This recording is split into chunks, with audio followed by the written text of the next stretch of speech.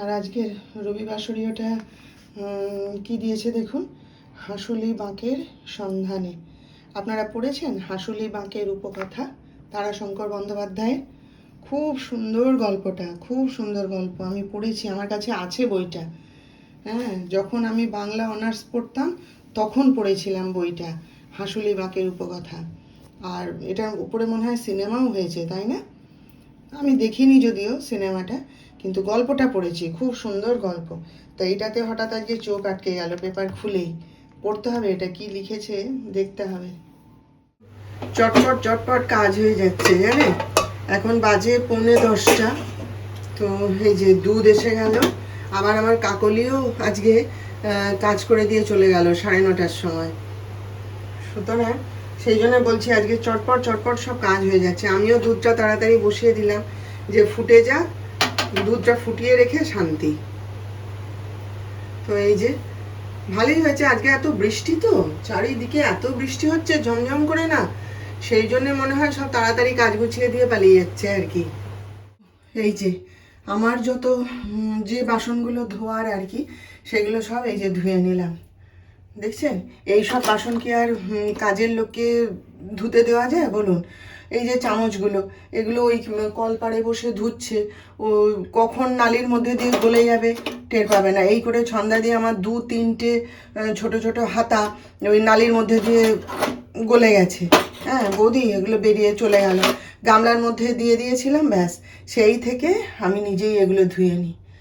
এই যে দাঁড়িয়ে দাঁড়িয়ে সব ধুলাম। আর এই যে কাঁচের বাসন, এগুলো কি আর ওদেরকে দেওয়া যায় বলুন? হাত ফসকে দিলে ব্যাস গেল।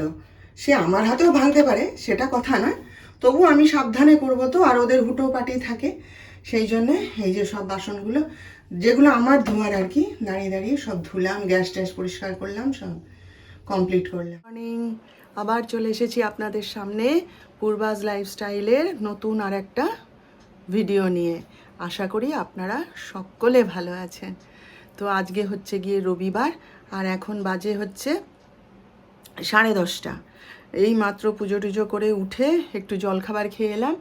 কালকে রাতে তো ওটসের রুটি খেয়েছিলাম, সেই জন্য রুটি করা ছিল, তো সেই রুটি গরম করে চা দিয়ে খেয়ে নিয়েছি। আর বাইরে তো আজকে মানে আবার ক্ষণক্ষণে রোদ উঠেছে, কদিন ধরে বৃষ্টি হলো বেশ ভালো রকম হয়ে, আজকে সকাল থেকে দেখছি রোদ উঠেছে। এবার রোদটা উঠলে তখন কি মনে হয় বলুন তো, যে না বাবা আর বৃষ্টির দরকার নেই, কারণ চারিদিকে কাদা প্যাচপ্যাচে, ঘরের বাইরে বেরোতে পারি না, কিছু না, রোদ উঠে যাক, হ্যাঁ সারাদিন রোদ থাকুক। কিন্তু ওই যে সঙ্গে আবার গরম, গরমের চোটে তো যেই রোদটা উঠবে বৃষ্টি বন্ধ হয়ে যাবে, ব্যাস ফাটিয়ে গরম একদম। হ্যাঁ, এই হচ্ছে মানে সমস্যা আর কি। তো যাই হোক, সেই শুক্রবার থেকে জিমে যাইনি জানেন, মানে এত বৃষ্টি হচ্ছে। তারপরে ডাক্তার সাহেব যাওয়ার আগে বলে গেছিলেন যে শরীর ভালো নেই, যদি সেরকম প্রচণ্ড বৃষ্টি হয় তাহলে বেরোনোর দরকার নেই, সেই জন্যে যাইনি। শনিবারেও এরকম, শনিবার তো আমি যাই না জিমে, শুক্রবার বৃহস্পতিবার থেকে বোধহয় যাইনি, না কি বলুন তো, আমার খেয়াল নেই। হ্যাঁ ওই রকম হবে। হ্যাঁ হ্যাঁ, বৃহস্পতিবারে যাইনি, শরীর খারাপ ছিল, ডাক্তার সাহেবও বোধহয় বেরিয়ে গেলেন, এরকম একটা কি হয়েছে মনে নেই, বৃহস্পতিবার থেকেই যাইনি। আর শুক্রবারে তো ওই তো যোগা ক্লাস ছিল, অ্যাটেন্ড করতে পারলাম না, ধুন্ধুমার বৃষ্টি হলো, রিহার্সালে গেছিলাম। আর শনিবার তো আমি যাই না, সেই জন্য ঘরে ছিলাম। আজকে রবিবার, তাহলে কতদিন হয়ে গেল জিমে যাইনি বলুন। হ্যাঁ,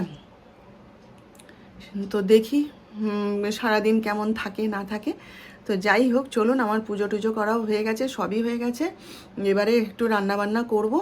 তো চলুন, হ্যাঁ আপনারা সঙ্গে থাকুন, আমার দেখতে থাকুন। আগে ভাত আর ডালটা তো বসাই। কালকে আমরা খিচুড়ি খেয়েছিলাম, আমার ছেলে কিছুতেই ছাড়বে না। আমি বলি বাবু খিচুড়ি খেতে হবে না, আমি ডিমের ঝোল ভাত করে দিচ্ছি, বলেন, কিন্তু কিছু বলেনি তখন। তারপরে বিশ্রাম নিচ্ছিল, তখন বলে মা খিচুড়িই করে ফেলো। তো কালকে এত বৃষ্টি হয়েছে হয়েছে হয়েছে, তারপরে নানা ঝামেলা ছিল, আমি আর আলু টালু আনতে পারিনি জানেন, আলু শেষ হয়ে গেছিলো। তো আমার ছেলে তো অত আলু টালু লাগে না, তো সেই জন্যে আর আনিনি। তারপরে ডাক্তার সাহেব বলে গেছিলেন যে তুমি বাজার থেকে আলু পেঁয়াজটা এনে রেখো, আমি ভুলে গেছি। তা সে আমারও আর আনা হয়নি, বেরোতে পারিনি বাইরে, আর আনাও হয়নি। তারপরে কালকে আমার ছেলে কিছুতেই ছাড়বে না, বলে না তুমি খিচুড়ি বানাও, আজকে খিচুড়ি খাবো। ভীষণ ভালোবাসে খিচুড়ি খেতে, আমার ঘরের সবাই ভালোবাসে খিচুড়ি, ডাক্তার সাহেবও পছন্দ করে খুব। তা আমি আর গোবিন্দভোগ চালে খিচুড়ি করি না, হ্যাঁ, একবারে সেদ্ধ চালেরই খিচুড়ি বানিয়ে দিই মুগ ডাল দিয়ে, সেটাই সবাই খায়। তো কালকে ওরকম মা বেটায় খিচুড়ি খেয়েছি, খিচুড়ি, ভেন্ডি পোস্ত করেছিলাম, পাঁপড় ভাজা, তারপরে যে মোরলা মাছগুলো ছিল সেগুলো ভাজা করে আমরা খেয়ে নিয়েছি। তো আজকে একটু দেখি ভাত ডাল বসাই, আজকে রোদ উঠে গেছে, আর রোজ রোজ তো আর খিচুড়ি খাওয়া যায় না। তো কালকে আমি একটুখানি বাজারে গেছিলাম, জানেন, দোকানে গেছিলাম, বাজারে গেছিলাম, গিয়ে সব আনাজ বাজার টাজার একটুখানি করে এনেছি, আলু পেঁয়াজও নিয়ে এসেছি। তো দেখি চলুন আগে ডাল ভাতটা বসাই, তারপরে কথা বলছি, ঠিক আছে? এত কিছু কিনে নিয়ে এলাম, হ্যাঁ, এতক্ষণ সময় নিয়ে দোকান বাজার সব করলাম, আমি আসল জিনিসটাই ভুলে গেছি, জানেন কি বলুন তো? ওই যে আনন্দমেলা, এবছরের পুজো সংখ্যা আনন্দমেলা প্রকাশ হয়ে গেছে, তো সেটাকে আনতেই ভুলে গেছি। এত মনে করে করে গেলাম যে যাওয়ার সময় নিয়ে আসবো, সে একদম ভুলে গেছি। আজকে তো রবিবার, আজকে হবে না। যিশু বলছে মা আজকে তো রবিবার, না হলে তো আমি এনে দিতাম। দেখা যাক তাহলে, কালকে ওই জিমে যদি যাই, জিম থেকে ফেরার পথে নিয়ে চলে আসতে হবে। আসলে অতটা হেঁটে হেঁটে আসতে হবে, কারণ টোটো তো দাঁড়াবে না, এই ব্যাপার আর কি। কালকে গেছিলাম, এক কাজে সব কাজ হয়ে যেত, মনে নেই এখন কি করব। আসলে ব্যাপারটা কি জানেন, আমি নিজে তো বাংলা সাহিত্যের ছাত্রী, তো বই পড়ার নেশাটা আমার তখন থেকেই, অনেক রকম, যেহেতু অনার্স পড়তাম বাংলায়, তো তখন থেকেই আমার ওই বই পড়ার নেশাটা এসে গেছে, বিভিন্ন রকমের গল্প পড়তাম।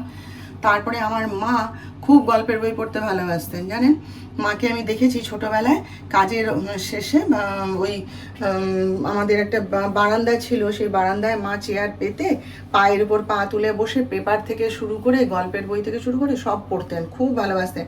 বাবাকে দেখতাম যত রকমের পুজো সংখ্যা আছে, আমি বাপের বাড়ি যেতাম যখন, বাবাকে দেখতাম যত রকমের পুজো সংখ্যা আছে সব মাকে বোঝাই করে কিনে এনে দিতেন, জানেন। মা আবার সে যেগুলো পড়া হয়ে গেছে সেগুলো আমাকে দিয়ে দিত, বলে তুই পড়বি যা। তো দেখতাম ওই পড়তে পড়তেই মা ওই চেয়ারে বসেই ঝিমিয়ে নিচ্ছেন একটুখানি, আবার উঠে চা টা করছেন, কাজ করছেন, এইভাবে মায়ের কিন্তু ভীষণ বই পড়ার নেশা ছিল। তারপরে আমরা যখন ছোট ছিলাম, তখন হচ্ছে ধরুন পরীক্ষা হয়ে গেছে, বা গরমের ছুটি পড়েছে, বা পুজোর ছুটি পড়েছে, তা আমাদের তো বন্ধু বান্ধব অত ছিল না, ওই ফ্ল্যাটে থাকতাম, কোয়ার্টারে থাকতাম, সেখানে যে কটা বাচ্চা ছিল তাদের সঙ্গে একটু বিকেলবেলায় হইচই করতাম, খেলতাম, হ্যাঁ, সেই সব করতাম। তো তাতেই আমি প্রচুর ডান পিটে ছিলাম, কিন্তু সেই গল্প করবো একদিন আপনাদের। তো যাই হোক, তো আর আমার মা বাবা না কখনোই ওই বন্ধু বান্ধব হইচই, তারপরে ঘরের মধ্যে বন্ধু বান্ধব ডেকে নিয়ে হইচই করা, ওগুলো একদম কোনো দিন পছন্দ করতেন না, কোনো দিন না। তো ওই সব ছুটির মধ্যে মা ওই গল্পের বইয়ের নেশা ধরিয়ে দিয়েছিলেন, বুঝলেন তো। মা নিজে ওই, আমাদের বাড়িতে প্রচুর বই ছিল, তো মা ওই বুক সেলফ থেকে বই পেড়ে দিতেন, বয়সোচিত বই আর কি, যে নে এটা পড় বলে দিতেন। তো সেই আমিও পড়তাম, ভাইও পড়তো। তারপরে হচ্ছে ওই যে তখন না ওই পেপারের সঙ্গে স্বপন কুমারের চটি বই পাওয়া যেত, জানেন, সেইগুলো দিত, রহস্য গল্পের বই আর কি। তো মা সেইগুলো কিনে দিত, 2 টাকা করে বোধহয় দাম ছিল তখন, মা এগুলো পেপারের সঙ্গে কিনে দিত, ভীষণ ভালো লাগতো পড়তে। সেই থেকেই রহস্য গল্প পড়ার নেশাটা ধরে গেছে। তারপরে হচ্ছে ওই যে ইন্দ্রজাল কমিক্স ভীষণ ভালোবাসতাম, ভাইও পড়তো খুব। তো মা ওইগুলো মানে পেপারের সঙ্গে সঙ্গে না কিনে দিতেন, আর আমরা ওই ছুটির মধ্যে বসে বসে ওই পড়াশোনা হয়ে গেলে, ওই মনে আছে ডাইনিং টেবিলটা বারান্দায় পাতা থাকতো, সেইখানে বসে বসে এক মনে ওই পড়ে যেতাম, জানেন। মা বাইরে বেরোতে দিতেন না, বলেন না কোনো বন্ধু বান্ধব, মানে বড় পর্যন্তই আমাদের বিশেষ বন্ধু বান্ধব এই সেই ছিল না, যা কিছু সবই বাইরে বাইরে। তো সেই থেকেই আমার বই পড়ার নেশাটা চলে এসছে। যখন বিয়ে থা হলো, তখন মা আমাকে আমার যত প্রাইজের বই ছিল, আবৃত্তি করতাম, সে যত প্রাইজের বই পেয়েছিলাম, আমার অনার্সের বইগুলো আমি অনেক, মানে টাকা হাতে জমলে অনেক বই আমি কিনে আনতাম, সেই সব বই মা আমাকে সঙ্গে করে দিয়ে দিয়েছিলেন, বলে তুই নিয়ে যা, তোর বই তুই নিয়ে যা। তো সেইগুলো নিয়ে আসার পর ডাক্তার সাহেব যত্ন করে, ওই যে আলমারিটা দেখেন আমার বইয়ের আলমারি, ওর মধ্যে সব গুছিয়ে সাজিয়ে দিয়েছিলেন। তারপরে তো বইমেলা অমুক তমুক হয়, আপনারা তো দেখেনি, আপনাদের সঙ্গে তো শেয়ারই করি। আমি কিনি। তো সেই থেকে আমার বই পড়ার নেশাটা ভীষণ চলে এসছে। বইটাকেই আমি আমার বন্ধু করে নিয়েছি বলতে পারে। আর আমার এখন আমি বন্ধু বান্ধব সব আছে ঠিকই, কিন্তু আমার যারা বন্ধু তারা প্রত্যেকেই নিজের নিজের জগতে ব্যস্ত আছে, মানে প্রত্যেকেই হাউসওয়াইফ, কিন্তু তাদের নিজের একটা জগৎ আছে। হ্যাঁ, আমি যেমন শুধুমাত্র হাউসওয়াইফ, তারা সেটা নয়। সেই জন্যে অত আমাদের মধ্যে অত হইচই, ওই একবার দেখলেন ধরাধরি করলো, ওদের সঙ্গে ওই একটুখানি বাইরে গেছিলাম, ব্যাস ওই। তো আমাদেরও সময় হয় না এ ওর বাড়ি গিয়ে গল্প করা, হইচই করা, হাসি মজা করা, সবাই সবার কাজে ব্যস্ত থাকে। তো ওরই মধ্যে একটুখানি ফোন করে কথা বলে নিলাম। কি ফোন না করতে পারলে আমি বলে দিয়েছি, দেখ আমি ব্যস্ত থাকি, ফোন করবি না, মেসেজ করে দিবি। ওই মেসেজ করে কথা বললাম। কি সন্ধ্যাবেলাটায় বলা আছে সবাইকে যে সন্ধ্যাবেলায় ফোন করবি, আমিও ফোন করলাম, কি তারাই ফোন করলো, করে একটু গল্প করলাম, ব্যাস ওই পর্যন্তই। বুঝলুন, এই যে জিমে যাই, সেখানে বন্ধু বান্ধব আছে, ওইখানে বসে ওই হুল্লোড়, হাসি মজা, সবার সঙ্গে ইয়ার্কি ফাজলামি করে বাড়ি চলে এলাম। বাড়িটা আমার কি বলবো, মানে নির্জন নিরালার একটা আশ্রয়। এখানে হইচই হুল্লোড় চিৎকার আমি পছন্দ করি না, আমার ভালো লাগে না। এখানে আমার নিজের জগৎ বলতে পারেন। তারপরে হচ্ছে এই যে ক্লাবে যাই, ভীষণ মজা হয় ওখানে, ভীষণ মজা হয়। তো আগের দিন ক্লাবে গেলাম, সে ভীষণ আনন্দ, হুল্লোড়, মজা খুব হয়েছে, আমার খুব ভালো লাগে। ডাক্তার সাহেব তো বলেন যে এটারও দরকার আছে। হ্যাঁ, তো সেইটা করে আবার একটা টাইমের মধ্যে বাড়ি চলে এলাম। বাড়িটা আমার নিজের জগৎ, বুঝলেন তো। এখানে ওইসব হই হুল্লোড় চিৎকার হইচই আমার ভাল লাগে না। সেই জন্যে এবার সব সময় তো আর গান করতে পারছি না, কিন্তু গল্পের বইটা আমি পড়তে পারি। আর ওই যে হইচই, এখন হইচই নিয়েছি, খুব দেখছি। তো ওইভাবে ওই জন্যে গল্পের বইয়ের নেশাটা আমার ধরে গেছে। আমি যে বই পাই সেই বই পড়ি, বুঝলেন তো। রান্না করতে করতে মাঝপথে রান্না বন্ধ করে ছেলের জন্য কফি বসালাম। এই যে বলছে, মা আমি আর কিছু এখন খাবো না, একটু কফি দাও, আর তুমি ভাত রান্না করো, একবারে ভাত খেয়ে নেবো দুজনে। আর আমি তো কফি খাওয়া ছেড়েই দিয়েছি, এবং সত্যিকারের আমি খুব উপকার পেয়েছি। আমার এক সাবস্ক্রাইবার বন্ধু আমায় বলেছিলেন যে তোমার যখন মাইগ্রেন হয় এত, তুমি কফি খেও না। আমার হতো, তারপর আমি ডাক্তার দেখানোর পর ডাক্তার বারণ করেছিল, সেই থেকে আমি কফি খাই না, ভালো আছি। এবং সত্যি কথা বলতে আমিও কিন্তু আজ কয়েক মাস হলো আমি কফি খাই না, এবং আমি সত্যিকারের খুব ভালো আছি। আমার ছেলে বলছে, হ্যাঁ ঠিকই তো বলেছে, যদি খেতেই হয় খুব ইচ্ছে করে তাহলে ব্ল্যাক কফি খাবে, দুধ দিয়ে খাবে না। তো আমি ব্ল্যাক কফিও খাই না, কিছুই খাই না, আমি ছেড়েই দিয়েছি কফি খাওয়া, এবং আমি সত্যিকারের খুব ভালো আছি। চা খাই যখন ইচ্ছা হয়, একটু দুধ চা খাই, নইলে লিকার চা খাই, কফিটা খাই না। যে গেছিলাম একটুখানি পুঁই শাক কিনে এনেছি, জানেন আমার পুঁই শাক খেতে খুব ভালোবাসি, তো সব শাকই আমি ভালোবাসি। তো কালকে দেখলাম মাসির কাছে অনেকগুলো পুঁই শাক, তো মাসির কাছ থেকে এক আটি নিয়ে এসেছি। এই যে কেটে রেখেছি, আর আমি তো বেগুন দিয়েই খাবো, আমার তো আর অন্য কিছু আনাজপাতি দেওয়া যাবে না, যা যা পুঁই শাকে দেয়। আর চিংড়ি মাছ টাছ নেই এখন, তো বেগুন দিয়েই বানিয়ে নেবো। তো এই যে সব রান্না হয়ে গেছে। পুঁই শাকটা একটু কাটলাম, ভাবছিলাম কালকে করবো, তারপরে ভাবলাম না আজকেই করে নিই। পালং শাক তো খাওয়া বারণ হয়ে গেছে। আমি জানতাম না, জানেন তো, যে পালং শাক সুগারে খাওয়া যাবে না। দিব্যি খেতাম, আমি তো শাক খেতে খুব ভালোবাসি।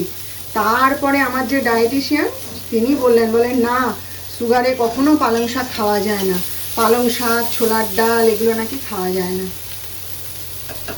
আর কি করব বলুন, সেই জন্যে পুঁই শাকটা কালকে দেখে খুব ইচ্ছে হলো, আমি ওই জন্য একটুখানি কালকে নিয়ে এসেছি। আগে একদিন ডাক্তার সাহেবকে বলেছিলাম পুঁই শাক পেলে এনো তো, সে আমাকে মানে বোঝা ধরে বোঝায় 3 আটি পুঁই শাক আমাকে এনে দিয়েছিল একদিন সকালবেলায়। হ্যাঁ, তো কালকে আবার দেখতে পেয়ে আমি না একটুখানি নিয়ে যাই বলে নিয়ে। রান্না হয়ে গেছে, আর যিশুও চান করতে গেছে। এই যে একটুখানি বেগুন বেঁচেছিল, সেটা দিয়ে মাছের ঝোল করে নিয়েছি। এখানে ডিম ভাজা, আমার ছেলেটা মাঝখানে বেশ মাছ খেলো, তারপরে আবার মাথায় পোকা ঢুকে গেছে, না খাবো না। আচ্ছা, অড়হর ডাল, এখানে হচ্ছে এই যে আমার পুঁই শাকের চচ্চড়ি, আর এই যে মোচা, সব আজকে বেগুন দিয়ে, আজকে বেগুনেরই কারবার, বুঝেছেন। চল, যিশু গেছে চান করতে, আসুক, এলে পরে খাওয়া দাওয়া সেরে। খুব সুন্দর একটা গল্প পড়ছি, জানেন, মহাভারতেরই গল্প। খুব সুন্দর গল্পটা, আমি আগে পড়ে নিই, তারপর আপনাদের সঙ্গে শেয়ার করব। আমি আগে পড়ি, আমি সত্যিই জানতাম না, গল্পটা পড়ে এত ভালো লাগছে। তো সেটা আমি আগে পড়ি ভালো করে, অনুধাবন করি, করে তারপরে গুছিয়ে আপনাদের সঙ্গে একদিন শেয়ার করব। হ্যাঁ, আজকে না, পরে একদিন কোনো দিন গল্পটা শোনাবো, ঠিক আছে? এই যে দেখুন, এই একটা প্রিন্ট কিনেছি কুর্তি, হ্যাঁ, আর দাঁড়ান দেখাচ্ছি, এই একটা প্রিন্ট কিনেছি, আমি আর খুলে দেখাচ্ছি না। এই যে এই একটা প্রিন্ট কিনেছি আর এই একটা প্রিন্ট কিনেছি, এগুলো সব ঘরে পরার, জানেন, ঘরে পরার কুর্তিগুলো নষ্ট হয়ে গেছে তো, চলছে না, চলছে এই আর কি। তো এগুলো কিনেছি, কিনলে কি হবে, এগুলো আমাকে অল্টার করতে হবে। এবার আমি না বাইরে দিই না, কেন কি আমার বন্ধুরা বলে তুই অল্টার করতে দিয়ে দে, করে দেবে, কিন্তু কোথায় কে অল্টার করে, কে করে, আমি না ওসব কিছু জানি না, জানেন তো। সেই জন্যে আমি নিজেই হাতে সেলাই করে নেব, ঘরে পরবো তো অসুবিধা নেই। আর ব্যাপারটা হচ্ছে, ঘরে যেহেতু আমি স্লিভলেস পরি, এগুলোর হাতা আছে, এই দেখুন হাতা দেওয়া আছে, কিন্তু যেহেতু আমি ঘরে স্লিভলেসই পরি সেহেতু এগুলো অসুবিধা নেই। তো এখন গায়ে এগুলো না পরা যাচ্ছে না, একটু পরে দেখেছিলাম, বিশাল ঢিলা হচ্ছে গায়ে, বিশাল ঢিলা, হ্যাঁ, পরলে পরে অড লাগছে। তো আবার এর থেকে ছোট সাইজ যে আনবো, আমার আবার ভুঁড়ি আছে তো বিচ্ছিরি লাগবে, সেই জন্যে আমি কিনে আর পাশ দিয়ে সেলাই করে নিই। তো নিজেই করে নেব, সেগুলো আর করা হয়ে উঠছে না আর কি। ভালো হয়েছে না এই 3টে প্রিন্ট? এইটা আমার সবথেকে পছন্দের, কাপড়টাও একটু মোটা আছে, আর এই প্রিন্টটা আমার সবথেকে পছন্দের, জানেন। আরও দুটো রেখে এসেছি পছন্দ করে, নতুন এসেছিলো, তা থেকে দুটো এই কুর্তি আর 3টে না 4টে ওরকম প্লাজো ঘরে পরার রেখে এসেছি। আজকে হচ্ছে প্রায় 8:30, জানেন। আমি রান্নাঘরে চলে এলাম রান্নাটা করতে, কেন কি কণা আজকে আসেনি দেখলাম। আমি তো খাবার দাবার কি রান্না হবে না হবে সবই জোগাড় করে রেখে দিয়ে একটু গানটা নিয়ে বসেছিলাম, জানেন। তারপরে তো ডাক্তার সাহেবও চলে এসছে, ডাক্তার সাহেব বলে গেছিলেন সোম মঙ্গলবার আসবে, কিন্তু দেখলাম আজকেই চলে এসছে, বলছে না ভাল লাগলো না, চলে এলাম। তো যাই হোক, সেটা কথা না, কথা হচ্ছে কণা তো কেন আসেনি, কি ব্যাপার আমি কিছু বলতে পারবো না, কারণ আমাকে কোনো ফোন করেনি, করে কিছু জানায়ও নেই। আর আমি তো আর মানে কোথা থেকেও জানতে পারবো না কেন আসেনি, কি ব্যাপার। এই এতক্ষণ ধরে অপেক্ষা করলাম, গান করতে করতে হঠাৎ মনে হলো কণা তো চলে আসার কথা এতক্ষণে নিচে, কেন আসেনি দেখি বলে দরজা খুলে দেখি না, কণা আসেনি। এবার কেন আসেনি, কি ব্যাপার, কি বৃত্তান্ত, আমি কিছু জানি না। তো যাই হোক, যিশু এখনো আসেনি, এসে যাবে এবার চট করে, ডাক্তার সাহেবও চলে এসছেন, তাই জন্য ভাবলাম আর গান করে কাজ নেই, রান্নাটা সেরে ফেলি। তো এই যে রুটিগুলো করব, আর একটু ডিমের ঝোল, ডিম সেদ্ধ করেছি, 3 জনের জন্যই ডিমের ঝোল করে নেব। হ্যাঁ, তো চলুন, রুটিগুলো বেলা হয়ে গেছে, একটু সেঁকে নিয়ে। তো চলুন তাহলে রান্নাটা সেরে ফেলি। আর আজকে তো অনেক গল্প করলাম আপনাদের সাথে সারাদিন, কেমন লাগলো আজকের ভিডিওটা জানাবেন। ভালো লাগলে একটা লাইক, শেয়ার ও সাবস্ক্রাইব করে প্লিজ জানিয়ে দেবেন।